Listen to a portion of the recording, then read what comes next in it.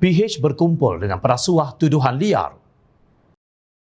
Pemimpin amanah kesal terhadap tuduhan liar Presiden PAS Tan Sri Abdul Hadi Awang yang ia cuba menggambarkan Pakatan Harapan yang terdiri daripada Keadilan, DAP, Amanah dan UPKO itu sebagai parti rasuah. Kenyataan tersebut dizahirkan oleh pengarah komunikasi Amanah Khalid Abdul Samad dengan merujuk kepada tulisan Abdul Hadi bahawa ramai dalam kalangan PH yang tidak beriman, berakidah dan bermoral berakhlak secara terbuka mengumpulkan kumpulan pemberi rasuah dan penerima rasuah.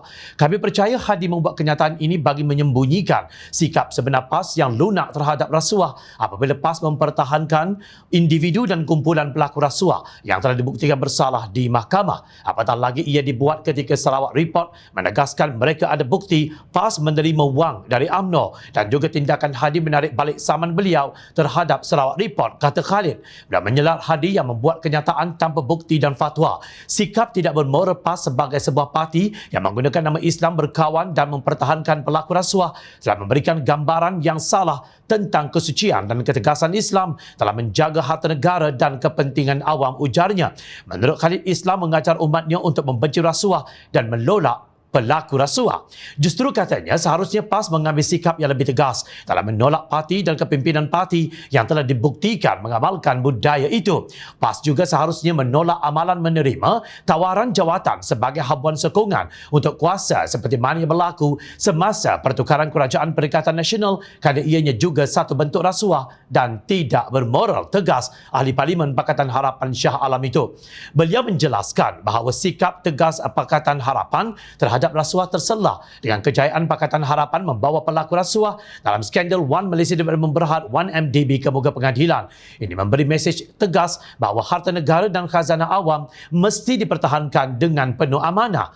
Pakatan Harapan juga telah menubuhkan Pusat Governance, Integriti dan Anti Rasuah Nasional yang dikenali sebagai GIACC sebagai sebuah agensi pengukuhan amalan urus takbir baik dan anti rasuah. Dalam tempoh yang singkat, GIACC telah berjaya melaksanakan beberapa inisiatif dalam melawan amalan rasuah dalam pentadbiran negara, ujarnya.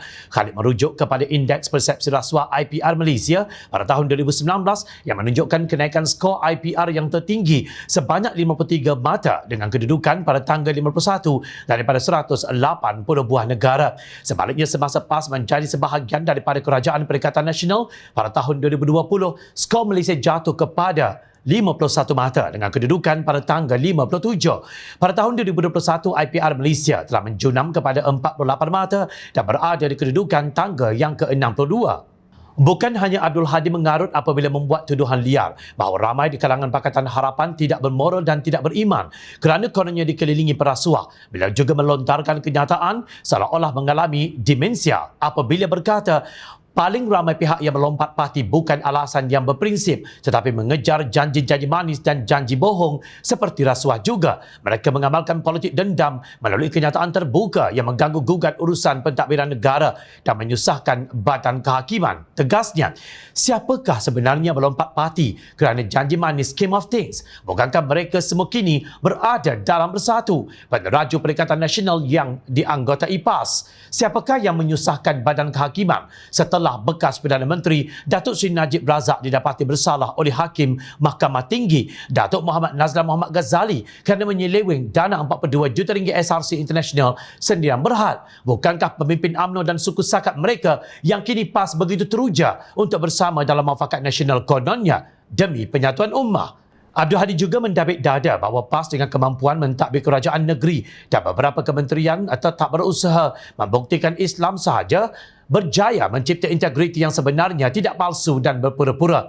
PAS beristiqamah menentang segala dosa besar dan dosa kecil termasuklah rasuah dan segala jenis salah laku yang berlaku di semua peringkat. PAS menanganinya dengan pendekatan Islam yang sempurna dan holistik daripada pendidikan yang sempurna dari sudut roh dan jasad individu dan juga masyarakat. Termasuklah melalui media yang berakhlak, bukan sahaja sistem kehakiman yang benar-benar sempurna dan hukuman yang adil, tegas dan mendidik berkonsepkan hakimiyah Allah tiada sesiapa boleh mengatasi undang-undang Allah, tegasnya. Secara tersirat, Abdul Hadi mendakwa media lain kecuali Harakah Daily yang pernah kalah dalam zaman fitnah oleh pimpinan amanah juga tidak berakhlak.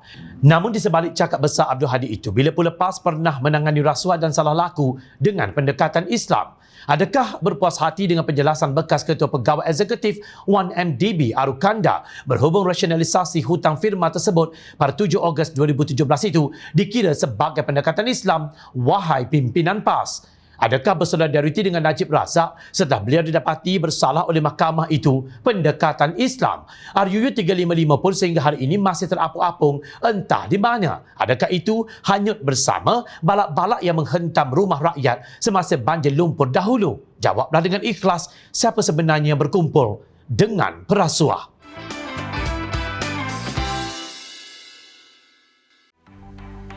Mencari maklumat dan berita politik yang bebas, kupasan yang tepat, panas. Dapatkannya secara eksklusif hanya di Jom Channel. Komitmen kami, pentasan berita Isnin hingga Jumaat. Berbicara dan isu semasa, kami garapkan secara langsung. Panel-panel berkaliber dan profesional.